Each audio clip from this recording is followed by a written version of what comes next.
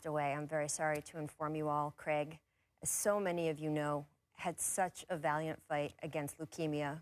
He was diagnosed in 2014. He went through 3 bone marrow transplants, each one tougher than the last. And I have to tell you, having had so many conversations with him and his family along the way Craig fought this spoke so much to the kind of life that he lived, the kind of values that he had, and the family that he had around him. His son was one of his bone marrow donors. His wife, Stacy, who has been incredible by his side. They just celebrated their anniversary yesterday, and I know it was important for Craig to be able to do that. I know it was important for him to be at one of his children, Riley's, basketball games earlier this week when his doctors told him that there was no more that they could do for him. He fought it. I was talking to his son just a couple days ago. He did not want to start hospice or go into the last stage of treatment, but he knew that he was leaving his family in good hands and that they had been able to absorb so much of his strength. I want to turn now to the people on set with me, Brian Windhorst, Tracy McGrady. Tracy, you were interviewed by Craig so many times over the years. We're getting some buzzing in our ears, so I think we're just going to take this out and talk. This is a sad day, man. This hurts. And Craig was just one of those guys full of energy.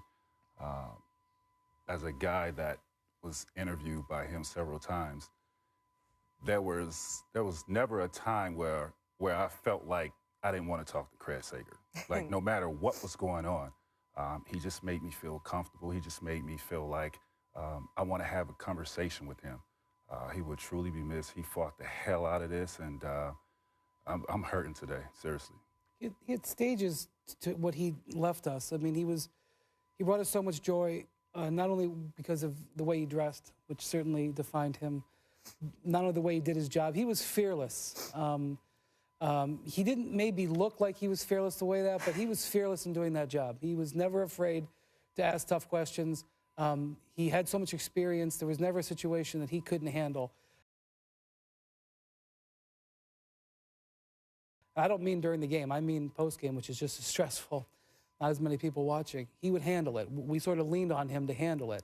And then this last couple of years where he set such an example for people. I mean, his energy that he showed at the ESPYs last year, and I just remember watching him. I couldn't imagine how he was able to summon the energy to make that speech. And what he was doing was sending a message about how you have to have the spirit to fight.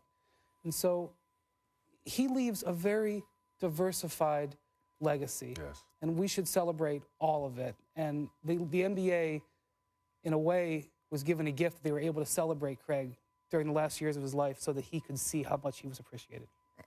And you bring up, you know, how we all had him handle things for us. I think the suits and the crazy persona sort of hid some fact how good he was. I remember so clearly so many times watching Craig do his job and think, that's what I want to do. And it wasn't about the shirt he was wearing. You know the thing that was just great about Craig? The fact that he never took offense to anyone talking about his suits. I can remember him interviewing KG, and KG told him, look, what I need you to do is take this suit off and throw it away and never wear it again. Like, he never got offense by that. Yeah. He had the spirit of what we all love so much about sports. Craig knew how fun all of this was supposed to be. He brought all of us in to have fun with him. He was, of course, a tireless worker. And the way that he continued with his job after he was diagnosed, I think there are a lot of people who would have said, you know what, I'm going to pull back now. I'm going to see what I can do to fight this. And Craig would always say, this is how I'm fighting it. And the people who knew him would understand what he meant. Being around the game, being around the people that he loved and the sports that he loved, it brought him so much incredible energy. It gave him a reason to get up. I remember talking to his wife, Stacy, when Craig was sort of trapped in the hospital in Houston for a long time in one of his treatment cycles. And she just said he's going crazy because he's watching all these games and he can't go be there. And that speaks to just who he was and how much he loved this game and how much in debt we all are to him. He was inducted into the Sports Broadcasting Hall of Fame just a couple nights ago, and I said here on this show, I was shocked that hadn't happened a long time ago. This was not some sort of, gee, we know you're sick achievement award. I mean, he earned it. Right. He started doing this job in 1972. He did some incredible baseball reporting long before he got to the NBA. He was in so many amazing places and moments in sports for so long in a Also way part that of the we're Olympics coverage. Olympics coverage. And he was part of our Team USA that we would send, right, internationally. Right. We would export him as well. I just think we were all lucky to have been part of the NBA at a time that Craig was. And just as a colleague, too, I just want to say that I did work at TNT for 3 years with Craig, and the generosity of spirit that he showed in that time. He was always great to me before that, and I was lucky enough to know him and his family before that, but then getting to actually work with him at some events and sort of be part of that TNT family.